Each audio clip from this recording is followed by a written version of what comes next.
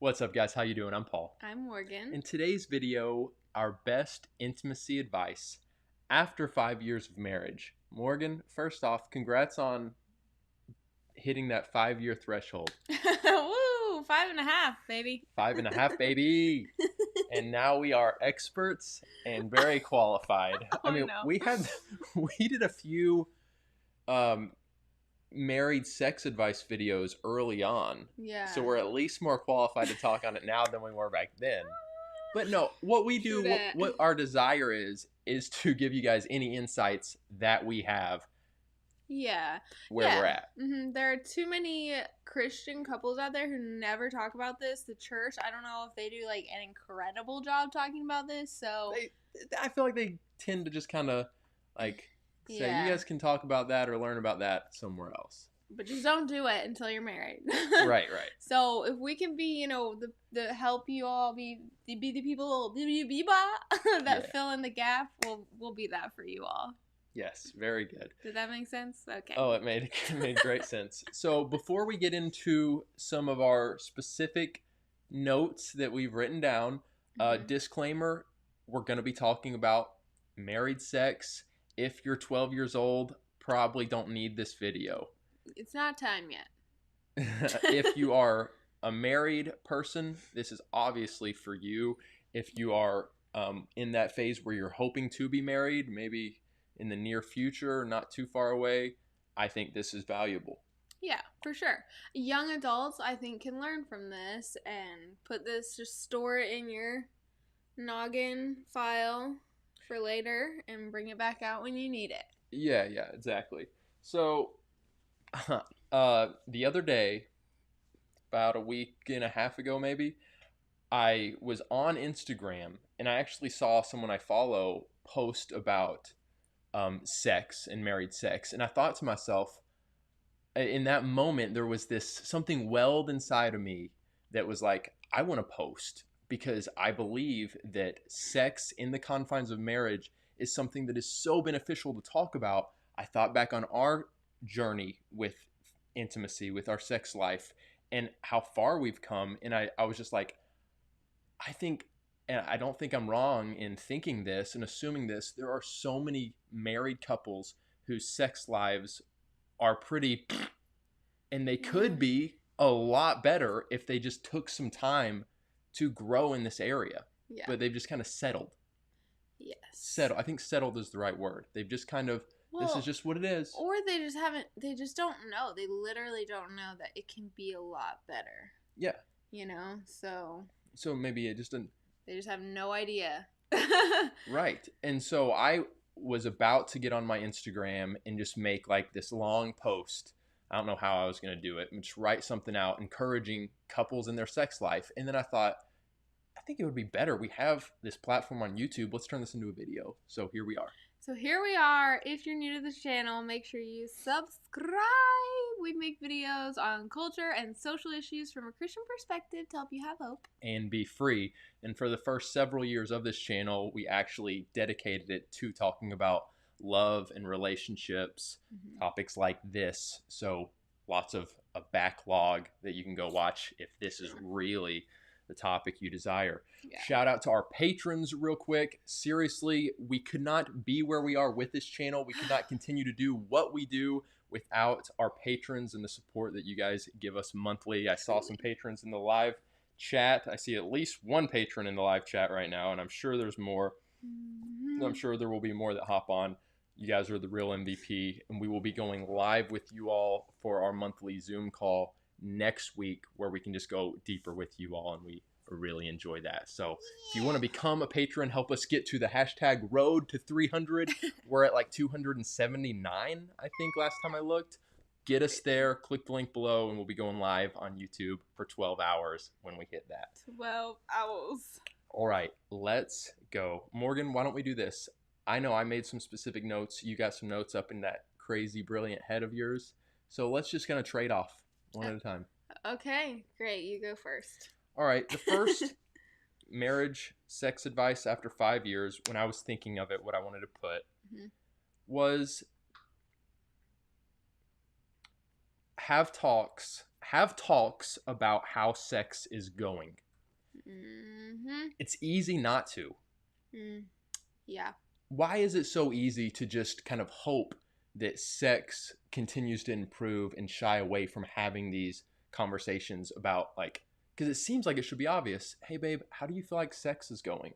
How is Right. our sex life? But it's so easy not to have that conversation. It's such an awkward conversation though, because what if, and this I feel like runs through a lot of people's minds, what if they ask that question and they're like, oh, well, actually, like, I've been, a little bit frustrated here or a little bit hurt here or been desiring this here. And it's like, oh, wait a second. I was hoping you were just going to say, it's great. So that's a great point. I think if this line of communication is open where you're just like weekly, bi-weekly, it doesn't have to be every day, but like, let's just talk about how our sex life is. It will be one of those things where you're just kind of, you normalize it so that it's not like you have this giant question out of left field once every 3 years. And then it's like, Right. okay, well, yeah, I do wish all this was different. Bleh. It's like, no, this is normal. And on that note, we shared this in a video not too long ago, but actually another Christian YouTuber recommended these. These are called Sexpectation. It might be hard to read the letters on there. You can just type them into Google if you want, or Amazon. Sexpectations on Amazon. They were created by the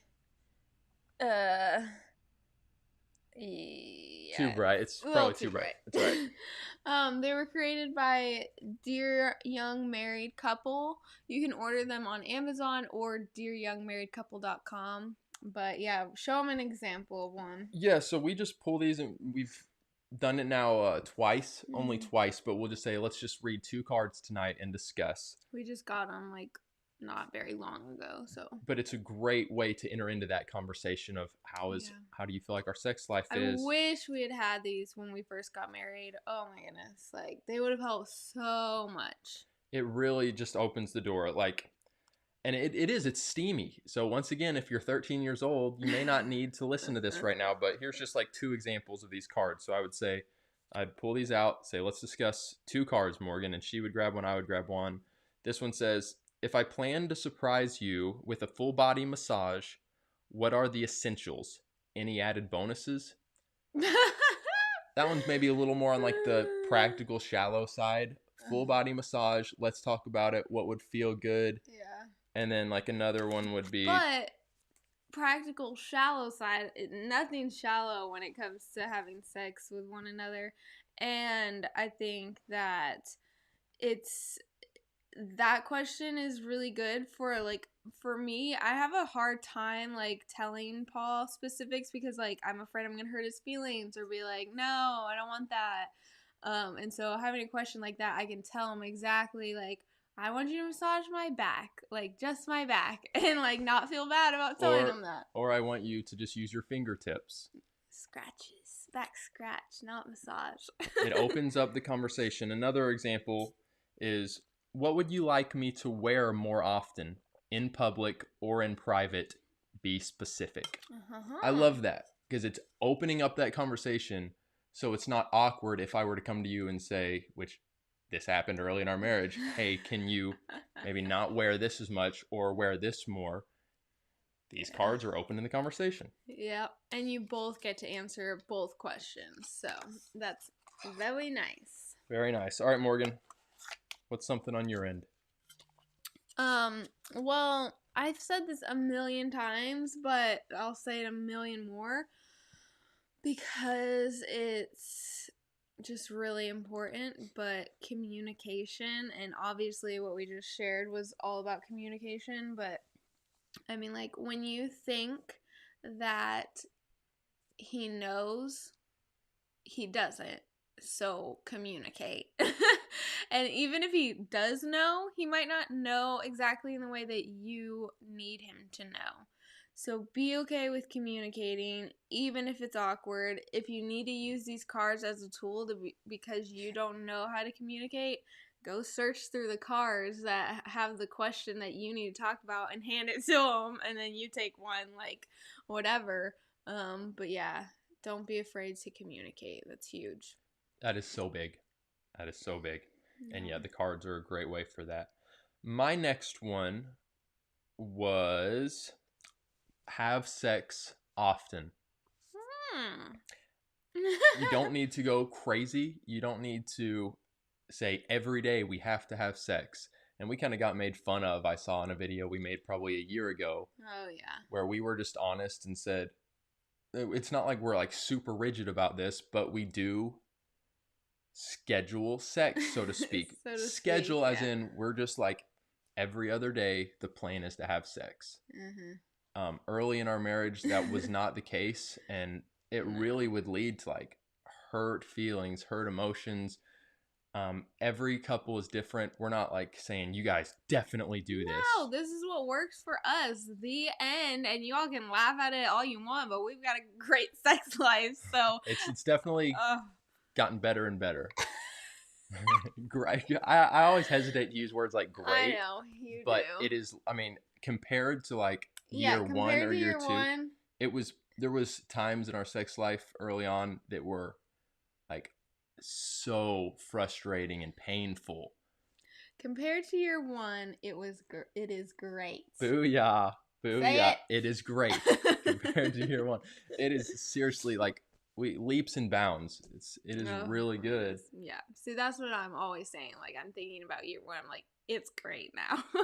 Obviously, you guys, we're only 5.5 years in. We have a long way to go if we're going to be married for another 50, 60 years. I mean, who knows how long we'll live? I mean, I'm guessing your sex life is awesome. You're going to live for a long time. I think they go hand in hand. So we might be alive for another 100 years. Oh my goodness.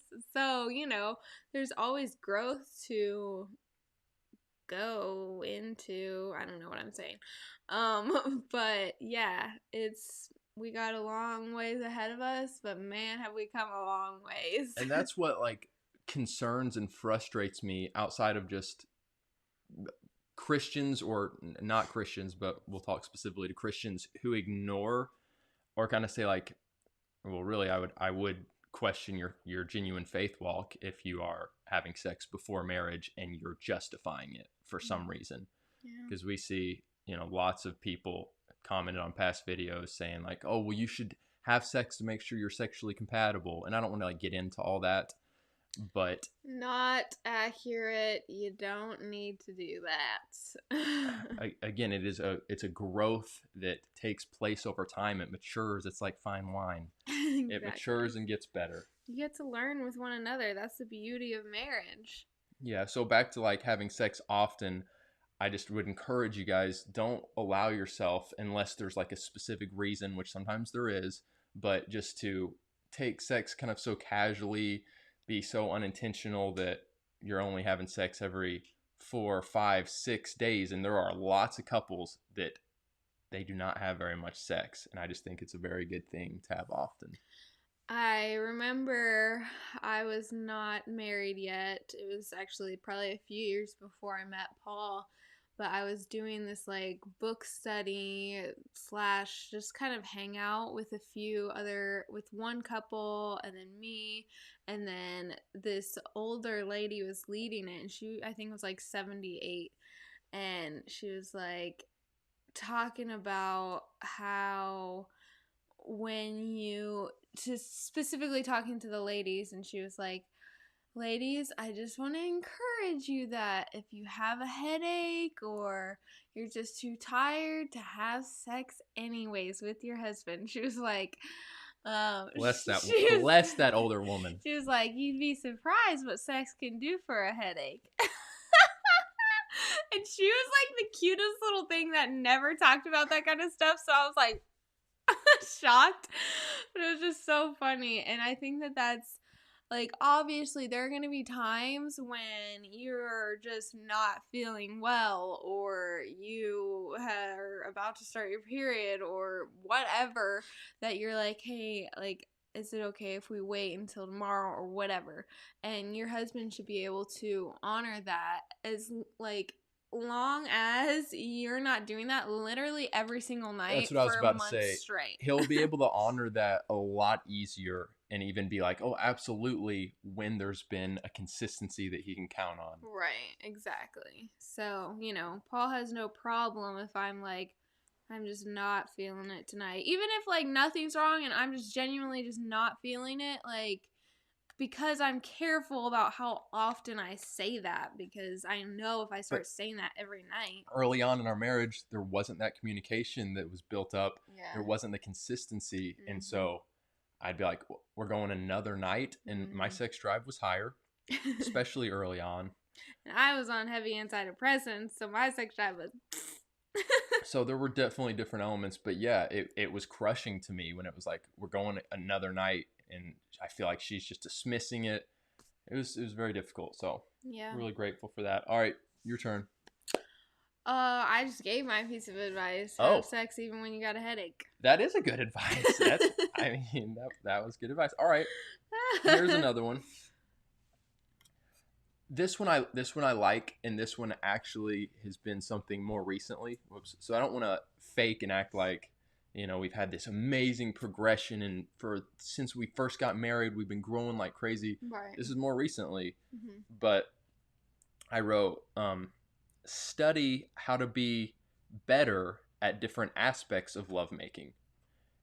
Study. And you want to be careful how you go about studying, because it can get into that like, ooh, should I be reading this? Should I be looking at this? I would recommend more often than not try to find Christian resources, because they toe that line a little better. But I'll use resources sometimes that I just feel okay about in my conscience. But as far as study goes, for me, some different examples would be studying how to become better at foreplay, or how and where to touch Morgan during foreplay or during sex, how to build anticipation, little things that really go a long way. Building anticipation meaning like you don't just want to go right out of the gate so crazy, like you want to kind of build the anticipation and the excitement, so to speak.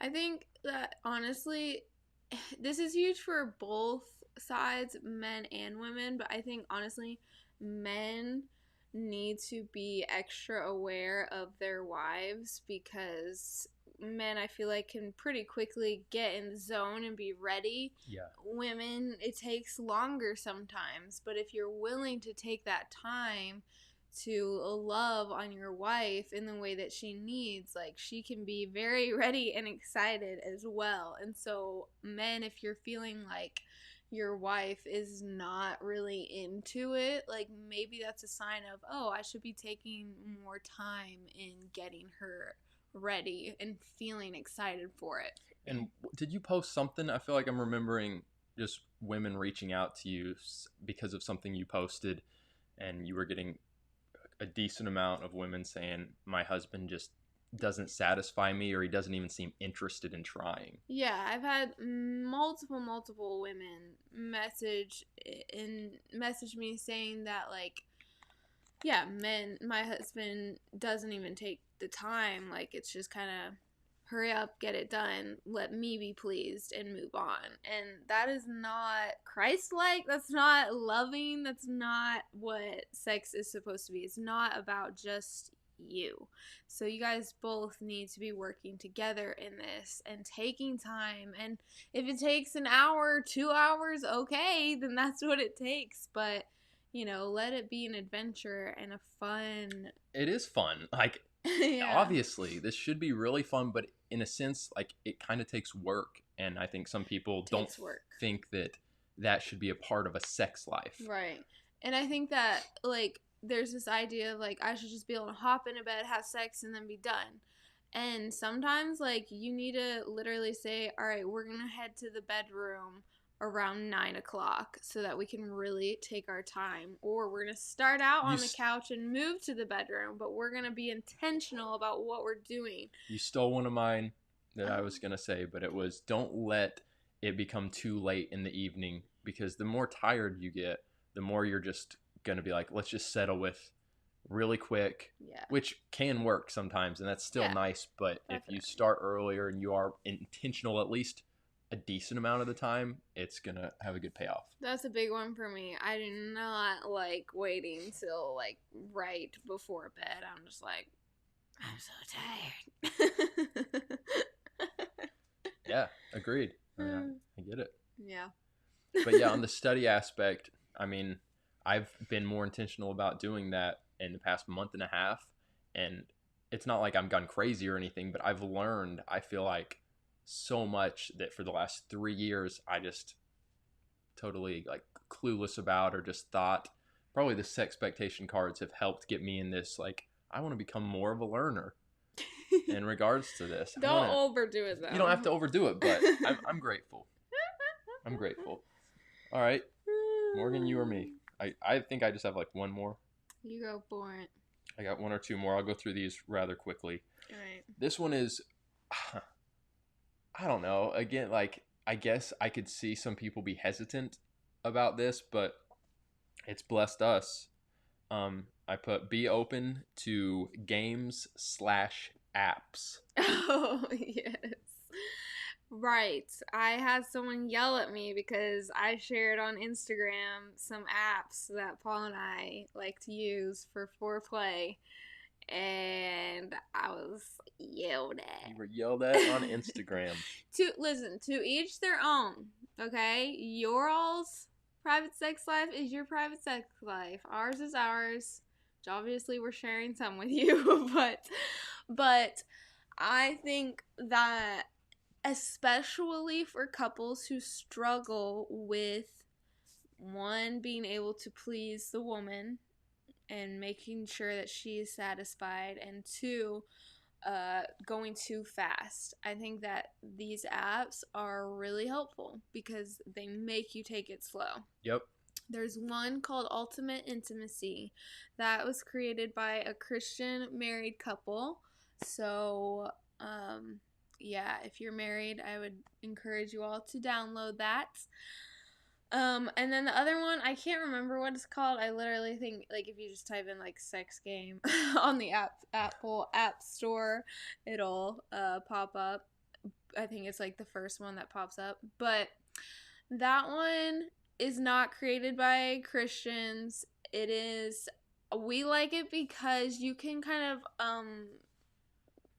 like, make you can it... be selective about kind of what you're wanting to do, because you do have to be mature about it. And there's like check boxes that you check and you write in your names at the beginning, so it becomes very unique to what you're comfortable with, what you feel good about. And then even if something pops up while you're playing the game or whatever that you're uncomfortable with, you can just skip it, you know, and move on and ignore that.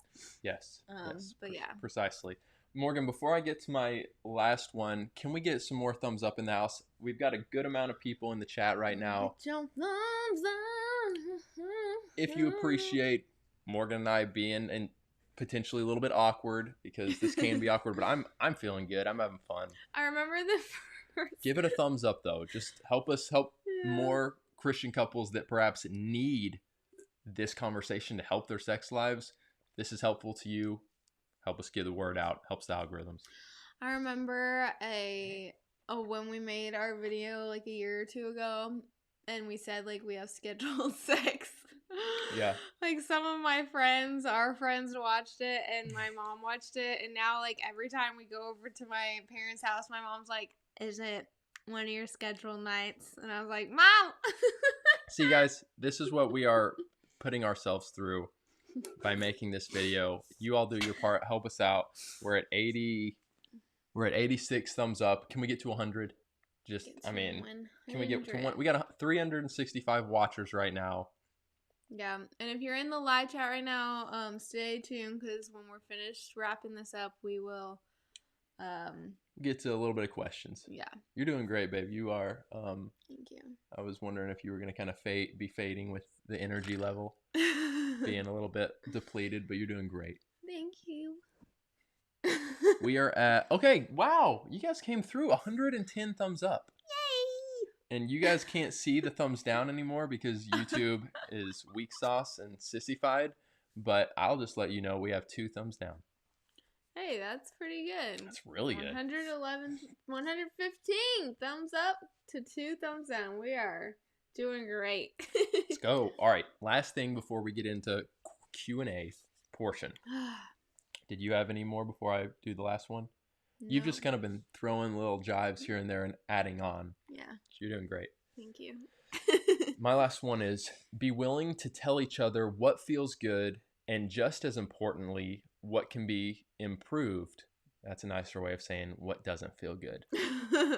Be sensitive. You don't just want to be like, after having sex, that didn't feel good. That's going to be a little bit demoralizing. But if you gently, you can kind of do it by emphasizing, hey, this feels really good. Yes. Make sure you're doing more of that. Then they might be like, okay, that means less of this that I thought felt good.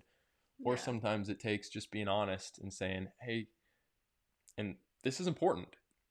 I think there's something inside of us that just doesn't want to potentially say anything that maybe the other person's doing that doesn't feel good, but it's just going to help in the long run if you're honest. It is like scary, but I think what Paul mentioned is key to start off with something that they are doing really well. Nice. And how much you appreciate that, and then saying, you know, if it's like whatever, not if it's okay, but you know, hey, but there is something that you're doing and it just doesn't feel like amazing to me. I get what you're trying to do, but maybe if we could hold off on that, that'd be great. Exactly. Seriously. And it's not like you're necessarily going to be saying it every single time. Like, you want to be choosy, right? But be honest. It really is going to pay off in the long run. Yeah. Because if someone's doing something and they think it feels good, but it's like a turn off, it's nice to fix that thing. Yeah, and then it's like, wait a second, I'm not even enjoying this anymore because feels terrible. And that definitely happens. And it's just crazy how sometimes couples can miss each other, and I can be doing something that in my mind, feels really good to her, and she's like, I wish Paul would stop doing that. You just gotta say it. Yeah, push past the awkward and the uncomfortable and say it. Morgan, I think we covered it. I think we did too. Good job, baby. We did it. We that did was it. 5 years of 5.5. 5.5 years of being married and what we've learned. Yep. Sex advice. You guys comment below. Let us know. Are you married? Are you hoping to be married soon? Were these things we talked about helpful? Did anything we said really surprise you that you're going to kind of move forward feeling like you've gained knowledge? Yes. Comment below. Let us know. We love you guys. Morgan, play the patron role. All right. Have hope. And be free. As you may have noticed, we get very few brand deals, which is why our patrons, the names you see here, are so important. You guys really are the lifeblood of this ministry. We could not do this without you all. If you believe in this content and you want to partner with us on Patreon, click the link below or just go to patreon.com/Paulandmorganshow.